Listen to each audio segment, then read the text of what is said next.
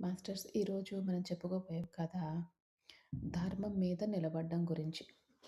ధర్మం గురించి ఎన్నో మాటలు వింటాము, ఎన్నో కథలు విన్నాము. దాని మీద నిలబడాలా? నిలబడద్దా?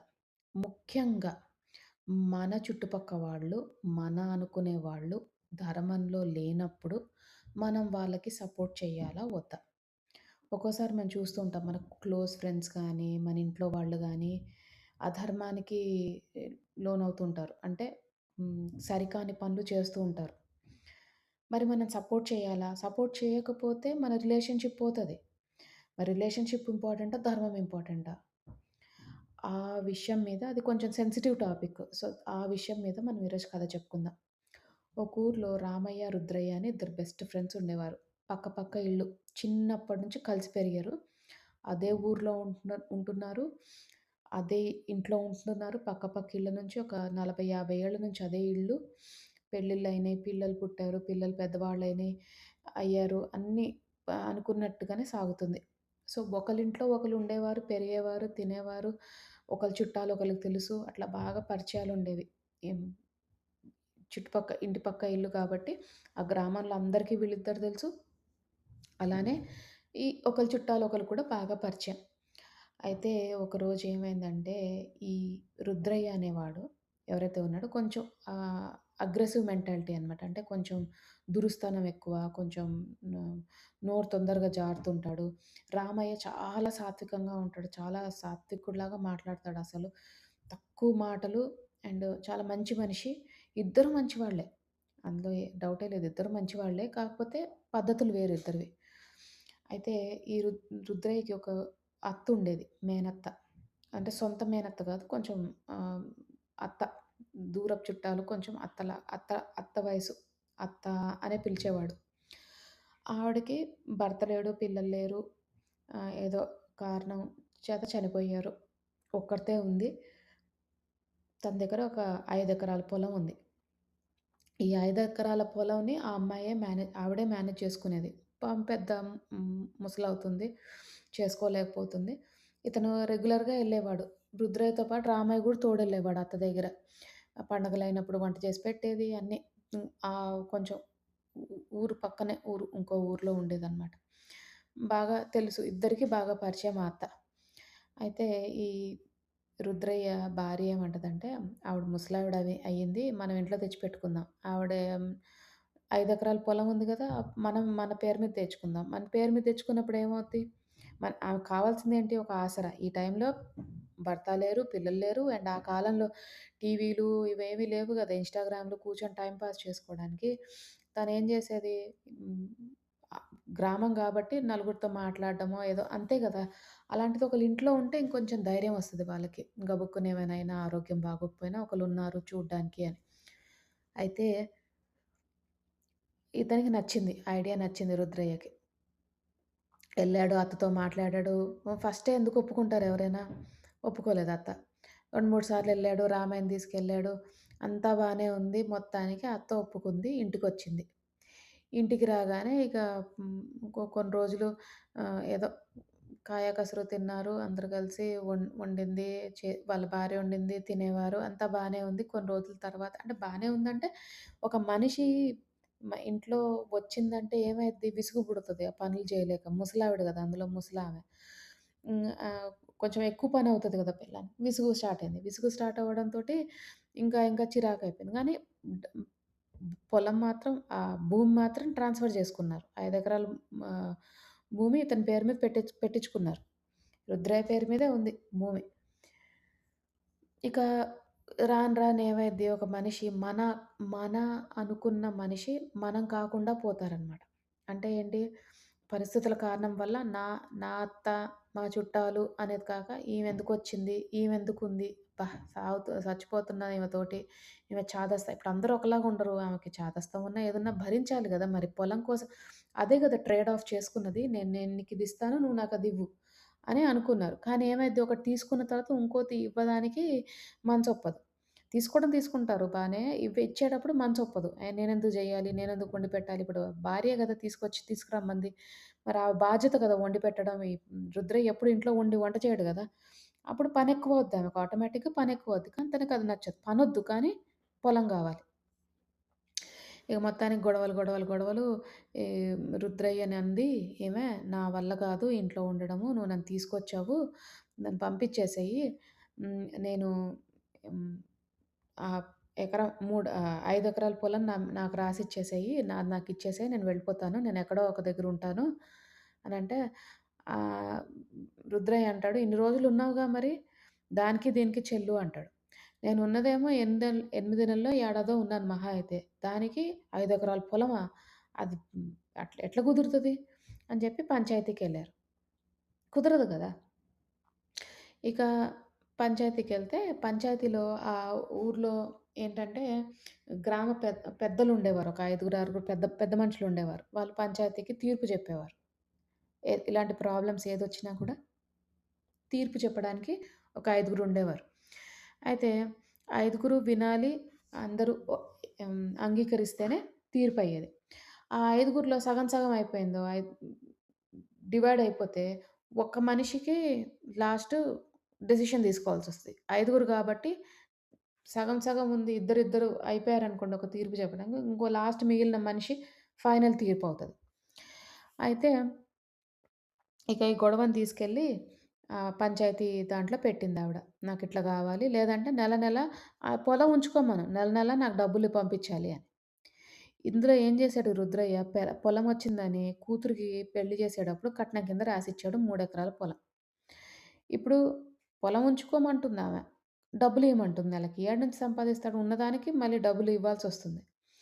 ఇతనేమనుకున్నాడు, ఇతను వీళ్ళ భార్య ఏమనుకున్నది, తొందరగా చనిపోద్దేమో, ఇంకేదైనా అయిపోద్దేమో అని అనుకున్నాడు. ఆ అమ్మాయికి ఏమి అవ్వలే, బానే ఉంది వాళ్ళత్త. సరే, ఇది ఇట్లా ఉండేటప్పటికి పంచాయతీ దాంట్లో కరెక్ట్‌గా సగం సగం డివైడ్ అయిపోయారు. ఏంటంటే ఆహ్, మిగిలిందేంటంటే ఫస్ట్ ఫస్ట్ సగం ఏంటంటే, ఈ అత్త వీళ్ళింట్లోనే ఉండాలి. ఏదో పని చేసుకుంటూ, లేకపోతే తన పని తను చేసుకుంటూ అలా కాలం గడపాలి. తను అయ్యే వరకు, తన కాలం అయిపోయే వరకు. ఇంకో సెకండ్ డివైడ్ అయిన ఇంకో గ్రూప్ ఏంటంటే, వాళ్ళేమంటారంటే, ఎందుకు ఉండాలి? ఆయన పొలం తీసుకున్నాడు. ఆమె ఇచ్చేయమంటుంది. కావాలంటే కొంచెం ఒక ఎంతో కొంచెం ఉంచుకొని మిగతా పొలం అంతా ఇచ్చేయాలి. లేదంటే నెలకు కావాల్సిన ఎంత ఖర్చవుతే తనకి అంత డబ్బులు ఇవ్వాల్సిందే. అంతే. ఎవ్రీ నెల ఈ పంచాయతీ ముఖంగా ఇవ్వాలి. పంచాయతీ త్రూగా ఆమెకివ్వాలి. ఆమె పంచాయత్ ఈ పెద్ద మనుషులు చేతుల మీదుగా ఆమెకి రావాలి. ఎందుకంటే ఆయన ఇస్తా అని జెప్పి ఇవ్వడు అని ఇంకో తీర్పొచ్చింది. ఇప్పుడు ఒక్కళ్ళకి ఆప్షన్ ఉంది లాస్ట్. అయితే ఈమెను అడుగుతారన్నమాట. నీకెవరిని గావాలి అనుకుంటే, నాకు రామయ్య తీర్పు చెప్పాలి అని చెప్తది. ఇతనేమనుకున్నాడు రుద్రయ్య, రామయ్య ఫ్రెండే గదా! Best friend. చిన్నప్పటి నుంచి ఫ్రెండ్ పైగా. నా గురించి అంతా తెలుసు. నాకే గ్యారంటీగా నాకే సపోర్ట్ జేస్తాడు. ఎందుకు ఆ ముసలామెకెందుకు సపోర్ట్ జేస్తాడు? ఆమె అక్కడ దూరపు అత్త గదా! చుట్టాలామె. అయితే అనేటప్పటికి రుద్రయ్య ఎక్కాడు. పంచాయతీ అరుగెక్కాలి. అరుగెక్కి తీర్పు జెప్పాలి. ఎక్కాడు. ఎక్కిన తర్వాత చాలా గర్వంగా ఉన్నాడు రుద్రయ్య. కానీ రామయ్య ఏం తీర్పు చెప్పాడంటే, ధర్మం వైపుకే జెప్పాడు. ఏమని? "నువ్వు 3 ఎకరాల పొలం తీసుకున్నావు. సరిగ్గా ఆమెకు అన్నం పెట్టట్లేదు. ఆమెకి సరిగ్గా చూసుకోవట్లేదు. ఆమెని చూసుకోలేనప్పుడు ఆమె వచ్చేస్తా అంటుంది. అందుకనే వచ్చేస్తా అంటుంది. వచ్చేస్తా అన్నప్పుడు తనతో తనకిచ్చేయాలి. ఇన్ని రోజులు ఉంచుకున్నందుకు కొంచెం డబ్బులు తీసుకోవాలి. కానీ మిగతాదంతా ఇచ్చేయాలి. లేదంటే తన జీవితం అంతా అయిపోయేంత వరకు ప్రతి నెల డబ్బులివ్వాలి అని తీర్పిచ్చాడు. ఇక రుద్రయ్యకి కోపం వచ్చింది. అసలు క్లోజ్ ఫ్రెండేనా? అసలు ఇతను నేను ఇంత ఆహ్, మంచిగా మేము చిన్నప్పటి నుంచి పెరిగాము. ఇట్లా ఉన్నాడేంటి ఇతను అనేసి ఇక ఏమైతే ఫస్ట్ కోపం రాగానే మాటలు మాట్లాడడం మానేస్తాం. మాటలు పోతాయి. ఇంటి పక్కన పెళ్ళాలు మాట్లాడుకోవడం మానేశారు. ఫ్యామిలీస్ కలవట్లేదు. ఇద్దరు ఎడమొహం, పెడమొహం అసలు మాటలు లేవు, ఏమి లేవు. పైగా ఒకళ్ళ మీద నచ్చకపోతే పోయి ఊరంతా ప్రచారం చేస్తాం. బాగా క్లోజ్ వాళ్ళే ప్రచారం చేస్తారు. అప్పుడు రుద్రయ్య ఏం చేశాడు? కోపం గదా! మరి తన్ని ఇట్లా చేశాడని. ఊరంతా పోయి చెడుగా ప్రచారం చేశాడు రామయ్య గురించి. అదయిపోయింది. అయితే రామయ్య ఏం చేశాడు? తన దగ్గర రామయ్య తను బిజినెస్ చేసేవాడు కొంచెం. ఆహ్, అయితే తను ఒకసారి వేరే ఊరికెళ్ళినప్పుడు వాళ్ళ ఫ్రెండ్ దగ్గర 2 ఎద్దులు కొనుక్కున్నాడు. ఆ 2 ఎద్దులు 500 వరహాలు. ఆ కాలంలో 500 వరహాలంటే చాలా ఎక్కువ.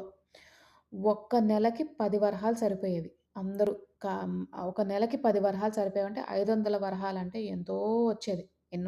ఎన్నో నెలలు బ్రతకచ్చు. 2 ఎద్దులు 250, 250 500 వరహాలు. అయితే తెచ్చుకున్నాడు, పని చేసుకున్నాడు, బిజినెస్ చేసుకున్నాడు. అతను మంచి మనిషి, అసలెవ్వరిని ఇబ్బంది పెట్టడు. అతని పనేదో తను చేసుకుంటూ ఉన్నాడు. పైగా బాధలో ఉన్నాడు. వాళ్ళ ఫ్రెండ్ మాట్లాడట్లేదు కదా! మరి తప్పు అర్థం చేసుకున్నాడు ఆ ఫ్రెండు. సరే అవుతూ ఉంది. సడెన్‌గా ఒకరోజు ఏమైంది, తెలియకుండానే ఒక ఎద్దు చనిపోయింది. ఆ ఉన్న 2 ఎద్దుల్లో ఒక ఎద్దు చనిపోయింది. ఈయన ఎడ్ల బండి 2 రకాల ఎడ్ల బండ్లుంటాయి. ఒకటేమో ఒక ఎద్దు పెట్టేది, ఇంకోటేమో 2 ఎద్దులు పెట్టేది. ఇతనిదేమో 2 ఎద్దులు పెట్టేది ఎడ్ల బండి. ఇక ఇతనికి ఈయన ఇంటికేమో వచ్చిన ఎద్దు చనిపోయింది. ఫ్రెండేమో మాట్లాడట్లేదు. ఏది మంచిగా జరుగుతున్నట్టు అనిపించట్లేదు. వాళ్ళ ఫ్రెండేమో పోయి పుకారు చెప్తున్నాడు అందరికి తిన మీద. చెడ్డగా చెప్తున్నాడు. తినకి నచ్చట్లేదు. కొంచెం బిజినెస్ డౌన్ అయింది. ఇంట్లో కూర్చున్నాడు. ఆలోచిస్తున్నాడు అసలు ఏం చేయాలని. అంటే అప్పటికే వీళ్ళందరూ పెద్దవాళ్ళే. పిల్లలు పెళ్ళిళ్ళు వచ్చేసి పెళ్ళిళ్ళు అయిపోయిన ఏజు. So, retire అయిపోవచ్చుగా. చెయ్యాలా? వద్దా? అని ఆలోచిస్తున్నాడు. ఇక ఇంకా దొరికింది ఛాన్సు. ఎవరికి? రుద్రయ్యకి. చూసావా? నా ఉసురు పోసుకున్నాడు. అందుకే తను ఎద్దు చచ్చిపోయింది. అంతే అని ప్రచారం చేయడం మొదలెట్టాడు. రామయ్య ఇంకా ఇంకా బాధపడుతున్నాడు. ఇక ఏమైంది ఒకరోజు ఆ ఊర్లోనే అప్పలసామి అని ఒక పని చేసుకునేవాడు ఉండేవాడు. ఒక అబ్బాయి ఉండేవాడు. అప్పలసామి వాళ్ళ భార్య. వాళ్ళు బిజినెస్ చేసుకుంటారు. కానీ చాలా లేకి మనుషులు. ఈ అప్పలసామికి ఏంటంటే ఎక్కడ ఏదైనా డీల్స్ దొరకడం చాలా ఇష్టం. ఏదైనా తక్కువలో దొరుకుతదేమో అని ఆశపడతాడు. కొంచెం ఏదైనా హ్మ్, బాగా డీల్ దొరకాలనమాట మనకి. కూపన్‌లు దొరికినట్టు డీల్ దొరకాలి. ఈ ఎద్దు ఒకటి చనిపోయింది గదా! ఈయన దగ్గరికొచ్చాడు. "ఏవయ్య నీకొక ఎద్దు చనిపోయింది. నువ్వు బిజినెస్ చేస్తావో, చేయవో అని డౌట్‌లో ఉన్నావు. నీ ఎద్దు నాకు అమ్మేసేయి. నేను జేసుకుంటా. నాకొక ఎద్దుంది ఆల్రెడీ. ఇంకో ఎద్దు గావాలి. సో, నేను జేసుకుంటా. నా ఎద్దు ముసలిదయిపోతుంది." ఒంటెద్దు బండి ఆయనది. ఆయనకున్న ఇప్పుడు ఎద్దు చాలా ముసలిదయిపోయింది. ఇగ ఎప్పుడో ఏ టైంకైనా చనిపోవచ్చు. అనంగానే ఇతనంటాడు, "సరే తీసుకెళ్ళు 250 వరహాలు" అంటాడు. ఆయన కొనుక్కున్నది 250 కదా! 250 వరహాలంటే, "సరే అయితే నేను కొనుక్కుంటాను. నీ దగ్గర నుంచి కొనుక్కుంటాను. కాకపోతే నాకు ఒక నెల గడువివ్వు. నా బిజినెస్ చేసుకుంటా కదా! డబ్బులు రాంగానే నీకిస్తాను" అంటాడు.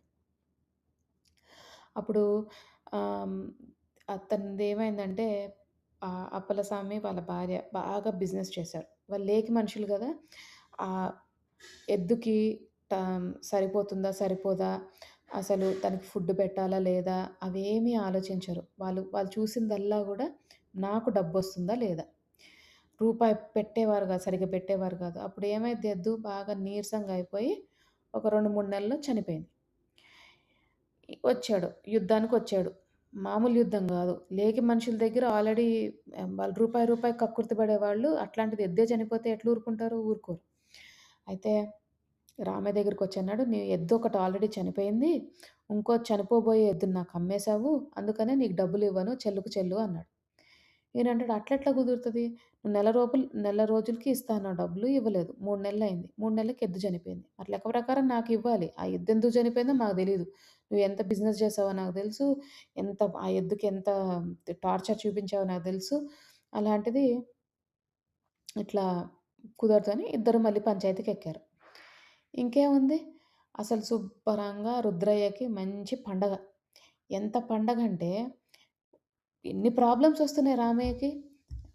రామయ్యకి ఖచ్చితంగా రుద్రయ్య ఉసిరే తగిలింది అని ఊరంతా చెప్పాడు. రామయ్య కూడా నమ్మడం మొదలెట్టాడు. అయ్యో! నేనేమైనా తప్పు చేశానా? ఎందుకు నాకు ఒక దెబ్బ మీద దెబ్బ, దెబ్బ మీద దెబ్బ తగులుతుంది అని అనుకున్నాడు. అనుకోని సరే ఏం చేస్తాం ఇంకా ఇరుక్కున్నాడు ఎలాగో. పంచాయతీకెళ్ళాడు. పంచాయతీకెళ్ళంగానే మళ్ళీ అట్లనే సగం సగం తీర్పొచ్చింది. ఒక పార్టీ ఏమో ఇచ్చేయాలన్నారు. డబ్బులిచ్చేయాలన్నారు. ఇంకో పార్టీ ఏమో ఇవ్వక్కర్లేదు అన్నారు. అయితే అప్పుడేమైందంటే, ఇక 50, 50 అయినప్పుడు మరి ఒకళ్ళు తీర్పు చెప్పాలి గదా! అప్పుడు ఎవరిని ఎన్నుకున్నాడు ఈ అప్పలసామి? ఆహ్, హ్మ్, రుద్రయ్యని ఎన్నుకున్నాడు. ఎందుకంటే, ఇప్పుడు రామయ్య మీద గదా! మరి ఖర్చు పెట్టాలంటే ఎవరి మీద చెప్పుకోవాలి? రుద్రయ్య మీద చెప్పుకోవాలి. రుద్రయ్యని తీసుకోవాలి. తీసుకుంటే అప్పుడు ఆయనకి కోపంగా ఉంది కాబట్టి డెఫినిట్‌గా చెడుగానే చెప్తాడు రామయ్య గురించి. అని నాకు కావాల్సిన తీర్పు చెప్పాల్సింది నాకు రుద్రయ్య అని చెప్పి చెప్తాడు. చెప్పంగానే ఇంకేముంది రామయ్య అనుకున్నాడు. అయిపోయింది ఇక పోయినట్టే డబ్బులు పోయినట్టే అనుకున్నాడు. ఎందుకంటే అసలే కోపం మీద ఉన్నాడు ఫ్రెండ్ మాట్లాడట్లేదు. ఏదైతే అది అయిందిలే అని ఊరుకునేటప్పటికి ఈ రుద్రయ్య మెట్లెక్కాలి. గట్టు మీద పంచాయతీ గట్టు మీద తీర్పు చెప్పాలి. ఈ మెట్లెక్కేటప్పుడు ఎంతసేపు పడతది మెట్లెక్కి ఇక్కడ నడుచుకుంటూ వెళ్ళి మెట్లెక్కేంత సేపులో ఆలోచించాడు. కొన్ని రోజుల కిందట ఇదే మెట్లెక్కుతూ రామయ్య తీర్పు చెప్పాడు. ఆ ముందు ఇంకెవరో జెప్పారు. ఆ ముందు ఇంకెవరో జెప్పారు. ఎవరు జెప్పారో మనకు సరిగ్గా గుర్తుండదు.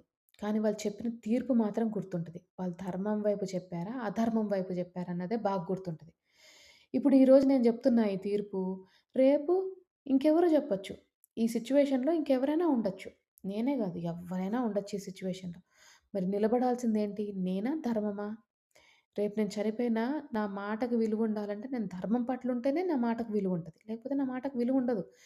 ఇతను ఈ ఈ రుద్రయ్య ఇలాంటి పని చేసుకుంటూ పోయాడు. కావాలని కక్ష తీర్చుకున్నాడు ఫ్రెండ్ మీద అని చెప్పి నాకో మాటొస్తది. ఎందుకు ధర్మం వైపుకు లేకపోతే. అందరికీ తెలుసు క్లియర్‌గా నెల రోజుల తర్వాత ఇస్తా అన్నాడు. నెల రోజుల తర్వాత డబ్బులిచ్చేయాలి. అప్పలసామి. ఇయ్యలేదుగా. అని ఇంకా ఇవన్నీ అనుకుంటూ, ఆలోచించుకుంటూ ఆ గట్టు మీదకెళ్ళంగానే ఫస్ట్ జెప్పింది రామయ్య వైపుకి తీర్పు చెప్పాడు. అప్పలసామి అసలు షాక్ అయిపోతాడు. "అదేంటి నువ్వు శత్రువు గదా! ఒకప్పుడు ఫ్రెండ్‌వి శత్రువయ్యావు గదా! మరి నువ్వెందుకు అట్లా జేశావంటే" ఇతను ఏం మాట్లాడడు అప్పలసామితో ఏం మాట్లాడడు. తీర్పు చెప్పేస్తాడు. ఖచ్చితంగా నెల రోజుల తర్వాత డబ్బులిస్తా అన్నాడు. అది ఇచ్చేయాలి. ఈ ఈ ఎద్దు చనిపోయింది 2 నెలల తర్వాత ఎప్పుడో లేట్‌గా ఎప్పుడో చనిపోయింది. దానికి రామయ్యకి సంబంధమే లేదు. అప్పలసామి డబ్బులివ్వాల్సిందే అని తీర్పు చెప్పాడు. చెప్పి మెట్లు దిగొచ్చి ఆళ్ళ ఫ్రెండ్ దగ్గరికెళ్ళి క్షమాపణలు కోరాడు. నాకర్థమైందిప్పుడు నువ్వెందుకు ఆ రోజు అట్లా జెప్పావో. నేను జేసింది తప్పు. నాకు చెప్పలేక డైరెక్ట్‌గా నువ్వక్కడ చెప్పి పంచాయతీ గట్టు మీద చెప్పావు గాబట్టే నేను హర్ట్ అయ్యాను బాగా. ఫీలయ్యాను. ఇంత ఫీలయ్యానెందుకు? ఎందుకంటే నా ఫ్రెండ్ అనుకున్నాను. నేను ధర్మము, అధర్మం వైపు చూడలేదు. దాని గురించి పట్టించుకోలేదు. అందుకనే నేను నేనే కరెక్టు అనే అహంతో, నా వాళ్ళందరూ నాకు సపోర్ట్ చేస్తారు. నేను అధర్మంలో ఉన్నానన్న అహంతో నేను ఆ పని జేశాను అని జెప్తాడు. మొత్తానికి వాళ్ళిద్దరూ మళ్ళీ ఫ్రెండ్స్ అయిపోతారు. సో, మనం ఫస్ట్ కథ స్టార్ట్ చేసుకున్నప్పుడు ఫస్ట్ అనుకున్న క్వెషన్ మనకి కావాల్సిన వాళ్ళు అధర్మ మార్గంలో ఉంటే మనం ఏం జేయాలి? ఎగ్జాక్ట్‌గా ఇదే జేయాలి. వాళ్ళు అధర్మ మార్గంలో ఉన్నా మన దగ్గరికి ఛాన్స్ వచ్చినప్పుడు మనం చెప్పే ప్రయత్నం చేయాలి ఇది తప్పు అని. వాళ్ళు ఒక్కోసారి వింటారు, ఒక్కోసారి వినరు. విననప్పుడు మనకి అవకాశం వచ్చినప్పుడు ఇట్లా రామయ్యలాగా అవకాశం వస్తే ఖచ్చితంగా ధర్మం వైపే నిలబడాలి. ఇప్పుడు ఎవరైనా వచ్చి అడిగారనుకోండి మిమ్మల్ని, "ఏంటి ఇది కరెక్టా? తప్పా?" అంటే మీకేదనిపిస్తే అది చెప్పాలి. ఆ టైంలో ధర్మం వైపుకే ఉండాలి. ధర్మం వైపుకి ఉన్నప్పుడు చిన్నా చితకా గొడవలొచ్చినా మళ్ళీ ఒ తిరిగి వాళ్ళే మన దగ్గరికి వస్తారు. స్ట్రాంగ్‌గా అవుతది మన బాండ్. అంటే ఫస్ట్‌లో ఉన్నప్పుడు మనం చాలా క్లోజ్ ఫ్రెండ్సు. తర్వాత అధర్మం వైపుకి వెళ్తే అది పోయింది. అంటే 2 పక్కలకి వెళ్ళిపోయింది. సో, అప్పుడేం జేశారు మళ్ళీ ఇతను ధర్మం వైపుకే ఉన్నాడు. రామయ్యదెప్పుడు ధర్మం వైపుకే ఉన్నాడు. రుద్రయ్యకి అధర్మం వైపుకి వెళ్ళాడు. అతనికి ఫ్రెండ్ సపోర్ట్ చేయాలని కొంచెం ఎడబాటొచ్చింది. కానీ ధర్మం వైపుకుంటే అది ఎంత కరెక్ట్ అంటే ఎప్పుడో ఒకప్పుడు ఈ ఇంకో మనిషికి తెలుస్తది. అరే! నేను జేసింది తప్పు. వీళ్ళు జేసింది కరెక్టు అని. అది కొంచెం టైం పడతదంతే. ఒక్కోసారి ఇమ్మీడియేట్‌గా తెలవచ్చు. ఒక్కొక్కసారి 3 నెలల్లో, 6 నెలల్లో, ఒక్కోసారి 4 ఏళ్ళు, 5 ఏళ్ళు. కానీ ఎప్పుడో ఒకప్పుడు తప్పు తెలియకుండా అయితే ఉండదు. కంపల్సరీగా విశ్వం చేసిన తప్పుని చూపిస్తది. క్లియర్‌గా శిక్షణ ఇస్తది. సో, అధర్మం వైపు ఉంటే నువ్వు నీ ఫ్రెండ్ ద్వారా ఇప్పుడొచ్చింది నీకు. రేపు ఇంకెవరి ద్వారానో వస్తది. ఇంకేదో అవుతది. అందుకనే కొంచెం టైం వరకు అధర్మంలో ఉన్నప్పుడు గెలవచ్చు. ఓహో! నేను గెలుస్తున్నా అనుకోవచ్చు. ఇతనికి అన్ని ప్రాబ్లమ్స్ వస్తున్నాయి అనుకోవచ్చు. రామయ్యకి అన్ని ప్రాబ్లమ్స్ ఒక దెబ్బ మీద దెబ్బ, దెబ్బ మీద దెబ్బ పడుతుంది అనుకోవచ్చు.